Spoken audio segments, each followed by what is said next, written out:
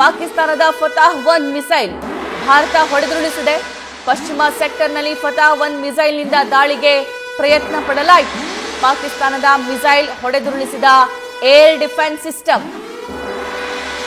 ಪಾಕಿಸ್ತಾನದ ballistic missile ಫತಾಹ್-1 ಸದ್ಯಕ್ಕೆ ಉಡೀಸ್ ಮಾಡಿದೆ ಭಾರತ ಸ್ಟ್ರಾಟಜಿಕ್ ಪ್ರದೇಶಗಳನ್ನ ಟಾರ್ಗೆಟ್ ಮಾಡ್ತಾ ಇತ್ತು ಪಾಕಿಸ್ತಾನ. ಏರ್ಬೇಸ್ ಗಳನ್ನಾಗಿರಬಹುದು, ಏರ್ಪೋರ್ಟ್ ಗಳನ್ನಾಗಿರಬಹುದು, ಪ್ರಮುಖ ನಗರಗಳನ್ನಾಗಿರಬಹುದು. ಆದ್ರೆ ಅದು ಭಾರತದ ಗಡಿ ದಾಟೋದಕ್ಕಿಂತ ಮುಂಚೆನೇ ಆ ಮಿಸೈಲ್ಗಳು ಧ್ವಂಸವಾಗಿವೆ. ಈ ಯುದ್ಧದ ಸಂದಿಗ್ಧ ಪರಿಸ್ಥಿತಿಯಲ್ಲೂ ಕೂಡ ನ್ಯೂಸ್ ಫಸ್ಟ್ ಎದೆಗಾರಿಕೆಯ ವರದಿ ಮಾಡ್ತಾ ಇದೆ. ಅದಕ್ಕೆ ಸಾಕ್ಷಿ ನಮ್ಮ ಪ್ರತಿನಿಧಿ ಜಗದೀಶ್. ಯುದ್ಧ ಭೂಮಿಯಿಂದಲೇ ನಮಗೆ ಲೈವ್ ಡೀಟೇಲ್ಸ್ ಅನ್ನ ನೀಡ್ತಾ ಇದ್ದಾರೆ. ಹಗಲು ರಾತ್ರಿ ಅನ್ನದೇ ನ್ಯೂಸ್ ಫಸ್ಟ್ ಯುದ್ಧ ಹೇಗಾಗ್ತಾ ಇದೆ, ಏನೆಲ್ಲ ಗಡಿಯಲ್ಲಿ ಪರಿಸ್ಥಿತಿ ಇದೆ ಅನ್ನುವಂತಹ ಸೂಕ್ತ ಮಾಹಿತಿಯನ್ನ ನಿಮ್ಮ ಮನೆ ಬಾಗಿಲಿಗೆ ತಲುಪಿಸುವಂತ ಕೆಲಸ ಮಾಡ್ತಿದೆ. ಸೊ ಈಗ ನಮ್ಮ ಜೊತೆಗೆ ಲೈವ್ ನಲ್ಲಿ ಕನೆಕ್ಟ್ ಆಗ್ತಿದ್ದಾರೆ ಜಮ್ಮು ಕಾಶ್ಮೀರದಿಂದಲೇ, ಯುದ್ಧ ಭೂಮಿಯಿಂದಲೇ ನಮ್ಮ ಸೀನಿಯರ್ ಕರೆಸ್ಪಾಂಡೆಂಟ್ ಜಗದೀಶ್, ಸಿಚುವೇಶನ್ ಏನಿದೆ ಸದ್ಯಕ್ಕೆ, ಎಲ್ಲಿದ್ದೀರಾ?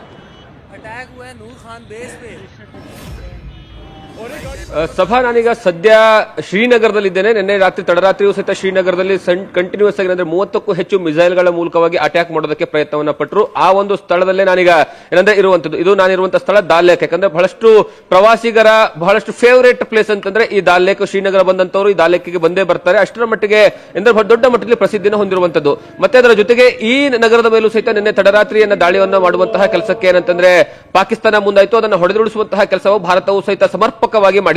ಮತ್ತೆ ಇಲ್ಲಿಯವರೆಗೂ ಸಹಿತ ಭಾರತದ ಎಲ್ಲ ಪ್ರೆಜರ್ ಏನಿತ್ತು ಅಂದ್ರೆ ದಾಳಿಯನ್ನ ಮಾಡುವಂತದ್ದಾಗಿರಲಿ, ಪಾಕಿಸ್ತಾನವನ್ನು ತಡೆಯುವಂತದ್ದಾಗಿರಲಿ, ಅದೆಲ್ಲವನ್ನ ಸಹಿತ ಯಶಸ್ವಿಯಾಗಿ ಮಾಡುವಂತಹ ಕೆಲಸ ಭಾರತ ಈಗಾಗಲೇ ನಿರಂತರವಾಗಿ ಮಾಡ್ತಾ ಇದೆ. ನಿನ್ನೆ ತಡರಾತ್ರಿ ಬರೋಬ್ಬರಿ 100ಕ್ಕೂ ಹೆಚ್ಚು ಮಿಸೈಲ್ಸ್ ಗಳ ಮೂಲಕವಾಗಿ ಭಾರತದ ಮೇಲೆ ಪಾಕಿಸ್ತಾನ ದಾಳಿ ಮಾಡೋದಕ್ಕೆ ಪ್ರಯತ್ನವನ್ನ ಪಡ್ತು. ಅದು ಮತ್ತೆ ಬಹುತೇಕ ರಾತ್ರಿ ಒಂದು 8:30ರಿಂದ 9 ಗಂಟೆ ಸುಮಾರಾಗಿತ್ತು. ಆ 9 ಗಂಟೆ ಸುಮಾರದಲ್ಲಿ ಅತಿ ಹೆಚ್ಚಿನ ಪ್ರಮಾಣದಲ್ಲಿ ನಿರಂತರವಾದಂತಹ ದಾಳಿಯನ್ನ ಮಾಡ್ತಾ ಇತ್ತು. ಅದರಲ್ಲೂ ಪ್ರಮುಖವಾಗಿ ಗಡಿ ಭಾಗದಲ್ಲಿರುವಂತಹ ರಾಜಸ್ಥಾನ ಆಗಿರಬಹುದು, ಗುಜರಾತ್ ಆಗಿರಬಹುದು, ಜಮ್ಮು ಕಾಶ್ಮೀರ ಆಗಿರಬಹುದು, ಮತ್ತೆ ಪಂಜಾಬ್, ಈ 4 ರಾಜ್ಯಗಳ ಮೇಲೆ ನಿರಂತರವಾದಂತಹ ದಾಳಿ ನಡೀತಾ ಇತ್ತು. ಅದಕ್ಕೆ ಪ್ರತ್ಯುತ್ತರವನ್ನು ಕೊಡುವಂತಹ ಕೆಲಸವೂ ಸಹಿತ ಭಾರತ ಮಾಡುತ್ತೆ. ಅದರಲ್ಲಿ ಹೆಚ್ಚಿನ ಪ್ರಮಾಣದಲ್ಲಿ ದಾಳಿ ಆಗಿರುವಂತಹ ಪ್ರದೇಶಗಳಲ್ಲಿ ಯಾವ್ಯಾವು ಅಂತಂದ್ರೆ ಅದು ಜಮ್ಮು ಕಾಶ್ಮೀರದಲ್ಲಿರುವಂತಹ ಪ್ರದೇಶಗಳು. ಆ ಜಮ್ಮು ಕಾಶ್ಮೀರದಲ್ಲಿ ಅದರಲ್ಲೂ ಸ್ಪೆಷಲಿ ಇಲ್ಲಿ ಉರಿ ನಗರದ ಬಗ್ಗೆ ಹೇಳಲೇಬೇಕು. ಯಾಕಂದ್ರೆ ಉರಿ ನಗರದ ಮೇಲೆ ನಿರಂತರವಾದಂತಹ ದಾಳಿ ನಡೀತಾ ಇದೆ. ಯಾಕೆ ಪ್ರತಿ ಬಾರಿಯೂ ಸಹಿತ ಈ ಉರಿ ನಗರದ ಮೇಲೆ ಹೆಚ್ಚಿನ ದಾಳಿಗೆ ಏನಂತಂದ್ರೆ ವರದಿ ಆಗುತ್ತೆ ಅಂತ ನೋಡ್ತಾ ಹೋದ್ರೆ ಸಭಾ, ಈ ಒಂದು ಉರಿ ನಗರ ಹೇಗಿದೆ ಅಂತಂದ್ರೆ LOC ಏನಿದೆ, ಲೈನ್ ಆಫ್ ಕಂಟ್ರೋಲ್ ಏನಿದೆ, ಆ ಲೈನ್ ಆಫ್ ಕಂಟ್ರೋಲ್ ನ ಪಕ್ಕದಲ್ಲೇ ಇರುವಂತದ್ದು. ಕೇವಲ 6 ಕಿಲೋಮೀಟರ್ ರೇಂಜ್ ನಲ್ಲೇ ನಗರ ಏನಂತಂದ್ರೆ ಸಿಕ್ಕಿಬಿಡುತ್ತೆ.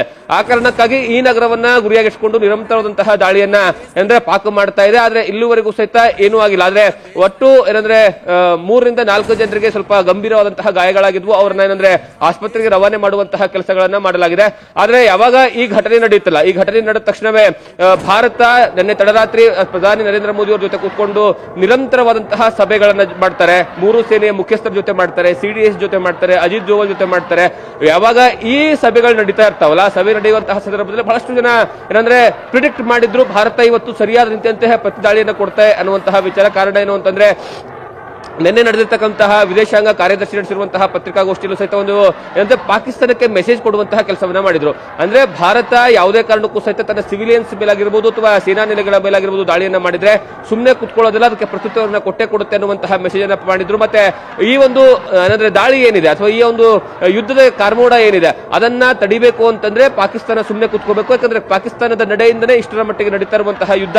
ಮತ್ತೆ ಭಾರತದ ಜನರ ಮೇಲೆ, ಅದನ್ನು ಸ್ಪೆಷಲಿ ಏನಂತಂದ್ರೆ ಧಾರ್ಮಿಕ ಕೇಂದ್ರಗಳ ಮೇಲೆ ದಾಳಿಯನ್ನ ಮಾಡ್ತಾ ಇದೆ ಪಾಕಿಸ್ತಾನ. ಅದನ್ನ ನಾವು ಯಾವುದೇ ಕಾರಣಕ್ಕೂ ಸಹಿತ ಸಹಿಸಿಕೊಳ್ಳೋದಿಲ್ಲ ಅನ್ನುವಂತಹ ಮೆಸೇಜ್ ಅನ್ನ ಪಾಸ್ ಮಾಡಿದ್ರು. ಆದ್ರೆ ಅಷ್ಟೇ ಹೇಳಿದ ಮೇಲೂ ಸಹಿತ ಮತ್ತೊಂದು ಸಾರಿ ಪಾಕಿಸ್ತಾನ ನಿನ್ನೆ ತಡರಾತ್ರಿ ಸುಮಾರು 100ಕ್ಕೂ ಹೆಚ್ಚು ಮಿಸೈಲ್ಸ್ ಗಳನ್ನ ಬಿಡುವಂತಹ ಕೆಲಸವನ್ನ ಮಾಡುತ್ತೆ. ಅದ್ರ ಜೊತೆಗೆ ದೊಡ್ಡ ಮಟ್ಟದಲ್ಲಿ ಫೈರಿಂಗ್, ಗಡಿ ಭಾಗದಲ್ಲಿ ಫೈರಿಂಗ್ ಮಾಡುವಂತಹ ಕೆಲಸವನ್ನ ಮಾಡುತ್ತಲ್ಲ, ಆ ಕಾರಣಕ್ಕಾಗಿಯೇ ರಾತ್ರಿನೇ ಅದಕ್ಕೆ ಪ್ರತ್ಯುತ್ತರನ ಕೊಡುವಂತಹ ಕೆಲಸ ಭಾರತ ಮಾಡುತ್ತೆ. ಪಾಕಿಸ್ತಾನದ ಒಟ್ಟು 3 ಏರ್ ಬೇಸ್ ಗಳನ್ನ ಸಂಪೂರ್ಣವಾಗಿ ಪುಡಿ ಪುಡಿ ಮಾಡುವಂತಹ ಕೆಲಸವನ್ನ ಮಾಡುತ್ತೆ. ಅದರಲ್ಲಿ ಪ್ರಮುಖವಾಗಿರುವಂತದ್ದು ಯಾವ್ಯಾವುದು ಅಂತಂದ್ರೆ ಒಂದು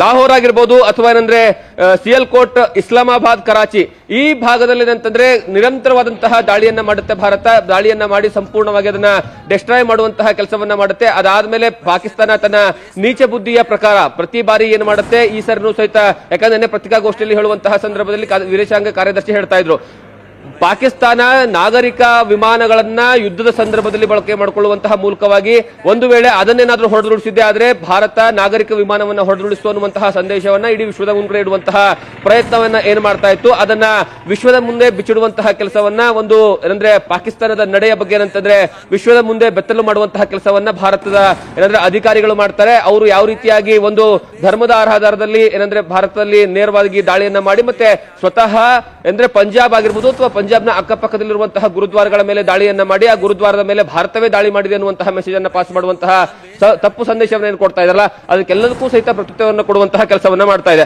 ಮತ್ತೆ ಅದರ ಜೊತೆಗೆ ಈಗ ಬಂದಿರುವಂತಹ ಮಾಹಿತಿ ಪ್ರಕಾರ ಪಾಕಿಸ್ತಾನದ ಫತಾಹ 1 ಮಿಸೈಲ್ ಅನ್ನ ಸಂಪೂರ್ಣವಾಗಿ ಭಾರತ ಪುಡಿ ಪುಡಿ ಮಾಡುವಂತಹ ಕೆಲಸವನ್ನ ಮಾಡಿದೆ. ಫತಾಹ 1 ಏನಂದ್ರೆ ಪಾಕಿಸ್ತಾನದಲ್ಲಿರುವಂತಹ ಅತಿ ಏನಂದ್ರೆ ಚೆನ್ನಾಗಿರುವಂತಹ ಮಿಸೈಲ್ ಅಂತ ಅವರು ಏನಂದ್ರೆ ಕರ್ಕೊಳ್ತಾರೆ. ಎಂತಹ ಮಿಸೈಲ್ಸ್ ಇದ್ರೂ ಸಹಿತ ಅಂತಹ ಮಿಸೈಲ್ಗೂ ಭಾರತ ಈಗ ಸಂಪೂರ್ಣವಾಗಿ ಡೆಸ್ಟ್ರಾಯ್ ಮಾಡುವಂತಹ ಕೆಲಸ ಮಾಡಿದೆ. ಆ ಮೂಲಕವಾಗಿ ಪಾಕಿಸ್ತಾನದ ಪ್ರತಿಯೊಂದು ನಡೆಗೂ ಸಹಿತ ಇದನ್ನ ಕೊಡುವ ಪ್ರತಿಕ್ರಿಯೆಯನ್ನು ಕೊಡುವಂತಹ ಕೆಲಸವನ್ನ ನಿರಂತರವಾಗಿ ಭಾರತ ಮಾಡ್ತಾ ಇದೆ. ಹಾಗಾಗಿ ಈಗ ಸದ್ಯದ ಮಟ್ಟಿಗೆ ತಡರಾತ್ರಿಯಿಂದ ನಡೆತಿರ್ತಕ್ಕಂತಹ ಆಪರೇಷನ್ ಏನಿದೆ, ಯಾಕಂದ್ರೆ ಇಲ್ಲಿ ನಾನು ಸಭಾ ಬಂದಂತಹ ಸಂದರ್ಭದಿಂದ ನಿಮಗೆ ಹೇಳಬೇಕು ಅಂತಂದ್ರೆ ಈ ಪ್ರದೇಶ ಹೇಗಿದೆ ಅಂತಂದ್ರೆ ಬೆಳಿಗ್ಗೆ ಹೊತ್ತು ಫೈರಿಂಗ್ ಆಗೋದಿಲ್ಲ, ಬೆಳಿಗ್ಗೆ ಹೊತ್ತು ಯಾವುದೇ ಕಾರಣಕ್ಕೂ ಸಹಿತ ಮಿಸೈಲ್ಸ್ ಗಳು ಬರೋದಿಲ್ಲ. ಆದ್ರೆ ಸಂಜೆ ಆಗ್ತಾ ಇದ್ದ ಹಾಗೆ ಏಕಾಏಕಿ ಗುಂಡಿನ ಚಕಮಕಿ ಶುರು ಆಗ್ಬಿಡುತ್ತೆ. ಗುಂಡಿನ ಚಕಮಕಿ ಅದರ ಜೊತೆಗೆ ಅಂದ್ರೆ ಮತ್ತೊಂದು ಕಡೆಗೆ ಪೂರ್ತಿಯಾಗಿ ಮಿಸೈಲ್ಸ್ ಗಳ ಸೌಂಡು ಪೂರ್ತಿಯಾಗಿ ಬರ್ತಾನೆ ಇರುತ್ತೆ. ಬಹಳಷ್ಟು ಕಡೆಗೆ ಏನಂದ್ರೆ ದೊಡ್ಡ ಮಟ್ಟದಲ್ಲಿ ಏನಂದ್ರೆ ಸೌಂಡ್ ಬಂದಂತಹ ಸಂದರ್ಭದಲ್ಲಿ ಇಲ್ಲಿರುವಂತಹ ಜನರು ಇತ್ತೀಚೆಗೆ ಅವರಿಗೆ ಪ್ರಾಕ್ಟೀಸ್ ಆಗ್ಬಿಟ್ಟಿದೆ ಅನ್ನೋ ಮಟ್ಟಕ್ಕೆ ಅಂದ್ರೆ ಕಳೆದ 4-5 ದಿವಸಗಳಿಂದ ನಿರಂತರವಾದಂತಹ ಸೌಂಡ್ ಅನ್ನ ನೀವು ಸೌಂಡ್ ಕೇಳಿಸ್ತಾ ಇರ್ಬೋದು. ಇವಾಗ್ಲೂ ಸಹಿತ ಮಿಸೈಲ್ ಸೌಂಡ್ ಕೇಳಿ ಬರ್ತಾ ಇದೆ ಸಭಾ. ನಿಮಗೆ ಏನಂದ್ರೆ ಕ್ಲಿಯರ್ ಆಗಿ ಏನಂದ್ರೆ ನಮ್ಗೆ ಮತ್ತೊಂದು ಬಿತ್ತು ನೋಡಿ, ಮತ್ತೊಂದು ಈ ಬೆಳಗ್ಗೆ ಹೊತ್ತು ಸಹಿತ ಅಂದ್ರೆ ಮಿಸೈಲ್ ಬಿಡುವಂತ ಮಿಸೈಲ್ಸ್ ಗಳನ್ನ ಹಾಕುವಂತಹ ಕೆಲಸವನ್ನ ಮಾಡ್ತಾರೆ. ಏನಂದ್ರೆ ಈ ಗುಡ್ಡ ಏನು ಕಾಣಿಸ್ತಿಲ್ಲ, ಈ ಗುಡ್ಡದ ಹಿಂಭಾಗದಲ್ಲೂ ಸಹಿತ ಏನಂದ್ರೆ ದೊಡ್ಡ ಮಟ್ಟದಲ್ಲಿ ಸೌಂಡ್ ಕೇಳಿಸ್ತಾ ಇತ್ತು. ಈಗಲೂ ಸಹಿತ ಮತ್ತೆ ಇದೇ ಗುಡ್ಡದ ಹಿಂಭಾಗದಲ್ಲಿ ಏನಂದ್ರೆ ದೊಡ್ಡ ಮಟ್ಟದಲ್ಲಿ ಏನಂದ್ರೆ ಸೌಂಡ್ ಕೇಳಿಸ್ತಾ ಇರುವಂತದ್ದು. ಈ ರೀತಿಯಾದಂತಹ ಆತಂಕ ನಿರಂತರವಾಗಿ ಏನಂತಂದ್ರೆ ಇದೇ ಕಾರಣ ಏನು ಅಂತಂದ್ರೆ ಇಂತಹ ಆತಂಕದಲ್ಲಿ ಏನಂದ್ರೆ ಇಲ್ಲಿರುವಂತಹ ಜನರು ಏನಂದ್ರೆ ಜೀವನವನ್ನು ನಡೆಸಬೇಕಾಗಿದೆ. ಆದ್ರೆ ಪ್ರತಿಯೊಂದು ಏನಂದ್ರೆ ಪಾಕಿಸ್ತಾನ ಕೊಡುವಂತಹ ಮಿಸೈಲ್ ದಾಳಿಗೆ ಪ್ರತ್ಯುತ್ತರವನ್ನ ಕೊಡುವಂತಹ ಕೆಲಸ ಭಾರತ ನಿರಂತರವಾಗಿ ಮಾಡ್ತಾ ಇರುವಂತದ್ದು ಸಭಾ. ಎಸ್ ಜಗದೀಶ್, ಯುದ್ಧ ಭೂಮಿಯಿಂದ ಎದೆಗಾರಿಕೆಯ ವರದಿ ಮಾಡೋದು ಅಷ್ಟು ಸುಲಭದ ಮಾತಲ್ವೇ ಅಲ್ಲ. ನೀವು ಕೂಡ ತುಂಬಾನೇ ಅಲರ್ಟ್ ಆಗಿರಿ, ತುಂಬಾನೇ ಹುಷಾರಾಗಿರಿ. ಅದರ ಜೊತೆಗೆ ಸುಮಾರು 5-6 ದಿನದಿಂದ ನೀವು ಜಮ್ಮು ಕಾಶ್ಮೀರದ ಲೈವ್ ವರದಿಯನ್ನ ಕೊಡ್ತಾ ಇದ್ದೀರಿ. 2 ಕುತೂಹಲ ಸದ್ಯಕ್ಕಿದೆ. ಈ ರೀತಿಯಾಗಿ ಮಿಸೈಲ್ಗಳ ಅಟ್ಯಾಕ್ ಅಥವಾ ಶೆಲ್ಗಳ ಅಟ್ಯಾಕ್ ಶುರುವಾದಂತಹ ಸಂದರ್ಭದಲ್ಲಿ ಯಾವುದಾದ್ರೂ ಸೂಚನೆ ಅಥವಾ ಫಸ್ಟ್ ಸೂಚನೆ ಜನರಿಗೆ ಹೇಗೆ ಬರುತ್ತೆ ಅನ್ನೋದು ಒಂದು. ಮತ್ತೊಂದು, ಪಾಕಿಸ್ತಾನದವರು ನಮ್ಮ ನಾಗರಿಕರನ್ನ ಗುರಿಯಾಗಿಸಿಕೊಂಡೇ ಅವರು ಡೇ 1 ಇಂದನೂ ದಾಳಿ ಮಾಡ್ತಿದ್ದಾರೆ. ಸೊ ಆ ನಾಗರಿಕರಿಗಿರುವಂತಹ ವ್ಯವಸ್ಥೆ ಹೇಗಿದೆ, ಅವ್ರು ಸೇಫ್ ಪ್ಲೇಸಿಗೆ ಹೋಗ್ತಾರಾ, ಏನೆಲ್ಲ ಆಗುತ್ತೆ, ಆ ಬಗ್ಗೆ ಡೀಟೇಲ್ಸ್ ನೀಡ್ತಾ ಹೋಗೋದಾದ್ರೆ. ಸಭಾ ಮೊದಲು ಏನಂದ್ರೆ ಒಂದು ನೇರವಾದಂತಹ ದಾಳಿ, ಎರಡನೇದಾಗಿ ಅಂತಂದ್ರೆ ಪರೋಕ್ಷವಾದಂತಹ ದಾಳಿ. ಒಂದು ನೇರವಾದಂತಹ ದಾಳಿ ಅಂತಂದ್ರೆ ಈ ಮಿಸೈಲ್ಸ್ ಗಳ ಮೂಲಕವಾಗಿ ಮಾಡ್ತಾರಲ್ಲ ದಾಳಿ, ಅಂತಹ ದಾಳಿಗೆ ಬೇಕಾಗಿರತಕ್ಕಂತಹ ವ್ಯವಸ್ಥೆ ಜನರಿಗೆ ಅರಿವನ್ನು ಮೂಡಿಸುವಂತಹ ಕೆಲಸ ಇಲ್ಲಿರುವಂತಹ ಸರ್ಕಾರ ಮಾಡ್ತಾ ಇದೆ. ಅದು ಹೇಗೆ ಅಂತಂದ್ರೆ ಏನಾದ್ರೂ ಮಿಸೈಲ್ ಬಂತು ಅಂದ್ರೆ ನಮಗೆ ಅದು ಸಿಗ್ನಲ್ ಗೊತ್ತಾಗುತ್ತೆ ಸರ್ಕಾರಕ್ಕೆ, ಸೇನೆಗೆ.